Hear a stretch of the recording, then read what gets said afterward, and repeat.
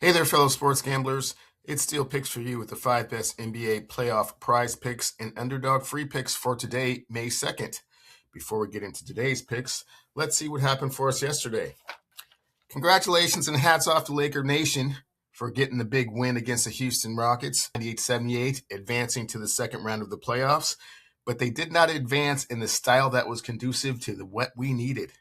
Luke Kennard did not get to the free throw line, and thus went under the half a free throw we said he'd go over. Austin Reeves was 0 for 4 from the three-point line to go under the 1.5 three-pointers we said he'd go over. LeBron James did not throw it down, going under the 1.5 dunks we said he'd go over, but he was aggressive going to the hole, going 6 for 8 from the free throw line to go over the 4.5 free throws we said he'd go over. And Rui Hachimura had a big game with 21 points to go over the 11.5 points we said he'd go over. 2 out of 5 is not good, but I see opportunity for us to get the immaculate ticket today in the Boston-Philly Game 7. Exactly how is that going to unfold? Let's take a look real quick. First off is the cash cow, Derek White, under 4.5 field goals. Now, those of you that have been listening to my sports channel, you know that I have been kind of on Derek pretty tough.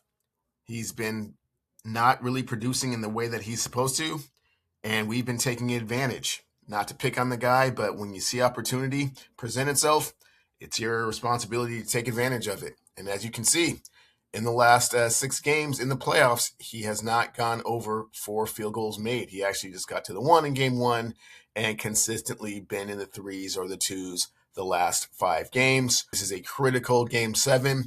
I do not feel that he is going to be the focal point of the offense by any stretch of the imagination, and has really not been playing that well since the return of Jason Tatum. And in addition, Peyton Pritchard has taken quite a bit of his shine, is getting quite a few minutes. So I don't think that Derek White is going to be the factor that he would like to be, and certainly is going to go under the 4 made field goals. As you can see, minutes hasn't really been a thing. He's been playing pretty consistently, 33.5 minutes, although only 31.5 in the last game, in the loss to Philly on the road. But at game 7, I do think that he'll feel comfortable and confident to a certain extent, but certainly not enough to go over the 4 field goals made. As you can see, Prizepicks likes us as well at the -119. Next up is his teammate Jaylen Brown over 25.5 points. Now this one, stay with me, fellow sports gamblers. On the surface, it looks like he certainly should go under that very much in this series. As a matter of fact, he has not done that in the last 4 games, only the first 2 games that actually they were a split, but he was able to get to the 26 and 36 mark. But since then has been diminishing, 25 in game 3 and then all the way to 18 in game 6. But this is a game 7. This is a win or go home. This is your legacy and your pride on the line. There is no tomorrow. All of the cliches that you can throw out. I think that Jaylen Brown is going to be up for the moment. And again, let's not forget, in my personal opinion, he is in a tug of war for whose franchise this really is, who is the marquee franchise player. He wants to get his shine. He wants to be the guy that takes his team over the threshold into the next round. And I think that he's going to have a monster game over the 25.5 points. Let's see the other analytics. We see that in the minutes played has been somewhat up and down. Not quite sure what to make of that. But in the games that they really need him, you can see that he's got 40 in game 3 and again 40 in game 5. A little bit under in game 6 at Philly. But at home, I definitely think that he's going to play as many minutes as the situation calls for. And it being a game 7 elimination game, he's certainly going to get his minutes in. I also like the fact that with regards to field goals attempted, he's been pretty much throwing it up there. 21 and 24 in games 1 and 2, 23 again in game 5, only 17 in game 6. Not shooting a real high percentage per se, but definitely putting it up there. And with regards to getting to the free throw line, he's been able to do so pretty decently. 12 was the high water mark in game 2. Not so much in game 6, but I think that he will atone for that, being aggressive, getting to the line as well. I like Jaylen Brown over 25.5. And as you can see, Novig likes this as well at the -117. Next up is Jaylen Brown and Derek Brown's and Derek White's teammate, Jason Tatum, over 34.5 points and rebounds.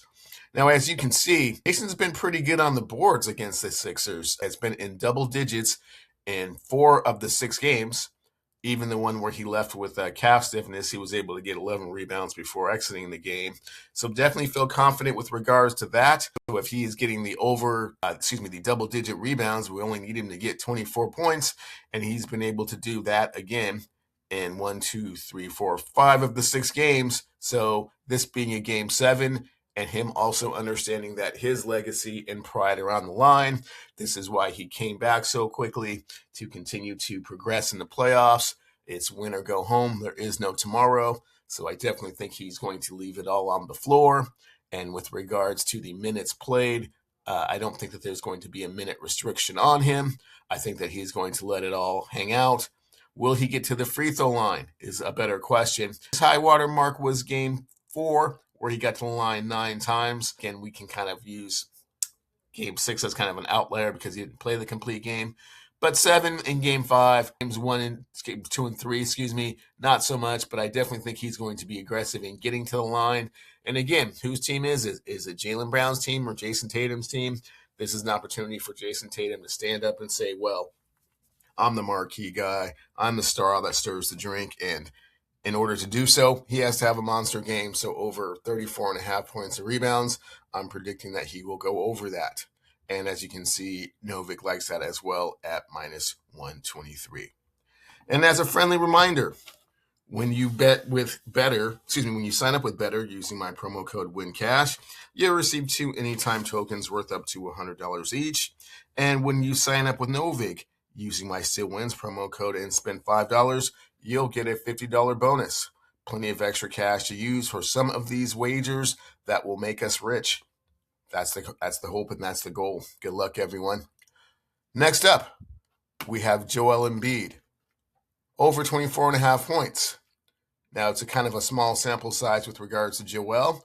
And in the first 2 games he played, 26 and 23 pretty comfortably. In the last game, he was a little bit under par, and certainly from the free throw line, as you'll recall. But he only had 19 points in that game.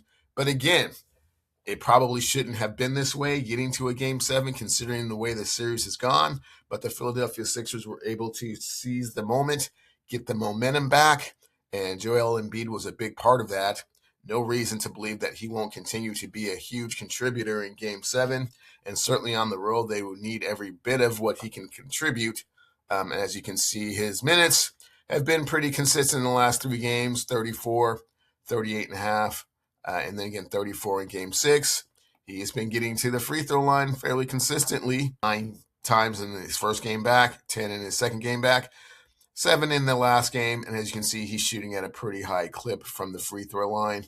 And field goal attempts, he's definitely getting his shots up. 21 in his first game back, 23 in game 5, and 18 again in game 6. I have no reason to believe that Joel will not continue to be aggressive with his shot opportunities. And so I feel that the over 24.5 points is something that he will do. And last but not least, we have Tyrese Maxey under 6.5 assists.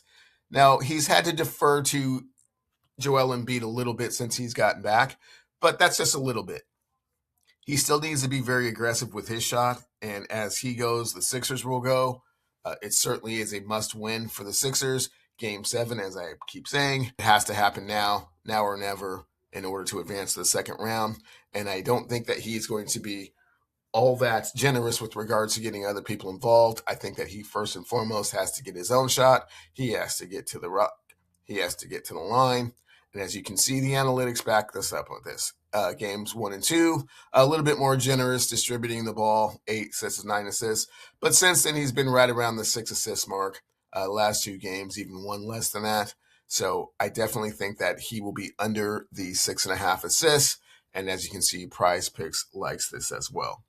So to recap, we have Derek White under 4 field goals, Jaylen Brown over 25.5 points, Jason Tatum over 34.5 points and rebounds, Joel Embiid over 24.5 points, and Tyrese Maxey under 6.5 assists.